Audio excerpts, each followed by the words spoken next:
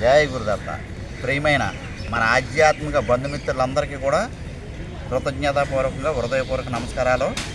మన పిఠాపురం మండలం పిఠాపురం శ్రీ గోపాల బాబా మహారాజు వారి ఆశ్రమంలో జరిగినటువంటి భగవాన్ వెంకయ్య స్వామి వారి 14వ అఖిలాంధ్ర భక్త సమ్మేళనానికి మార్చి 19, 20 2 రోజులు కూడా విచ్చేసినటువంటి మన 50 మంది ప్రియమైనటువంటి ఆధ్యాత్మిక బంధుమిత్రులందరికీ కూడా హృదయపూర్వక నమస్కారాలు, కృతజ్ఞతలు.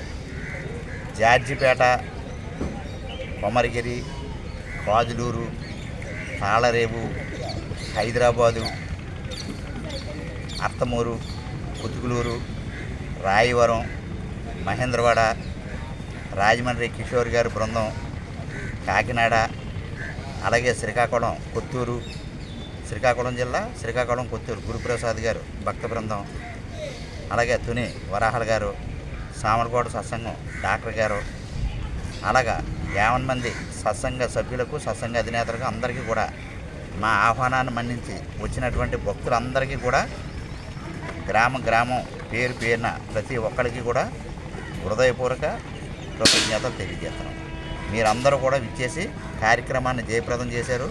ఎంతో కనుల పండుగగా కనువిందుగా కార్యక్రమాన్ని దిగ్విజయంగా జరిపించినటువంటి 50 మంది సత్సంగ సభ్యులకు, సత్సంగ అధినేతలకు అందరికీ కూడా మా హృదయపూర్వక నమస్కారాలు. మన విజయవాడ వైవి రాజు గారి ఆధ్వర్యంలో జరిగినటువంటి కార్యక్రమం చాలా కలగట్టింది, చాలా బాగుంది, హిట్ అయింది.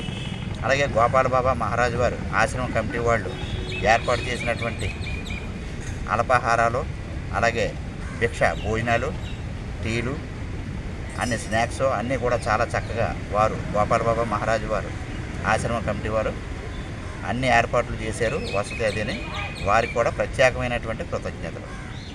జై గురుదత్త, జై సాయిరామ్. ఓం నారాయణ, ఆదినారాయణ. ఓం నారాయణ, ఆదినారాయణ. జై గురుదత్త, జై సాయిరామ్.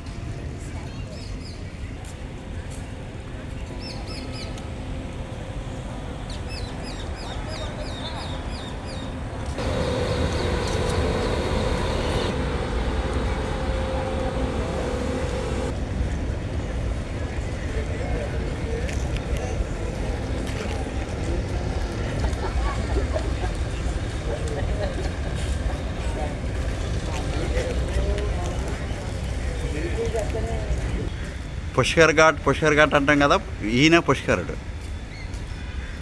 పుష్కర స్వామి.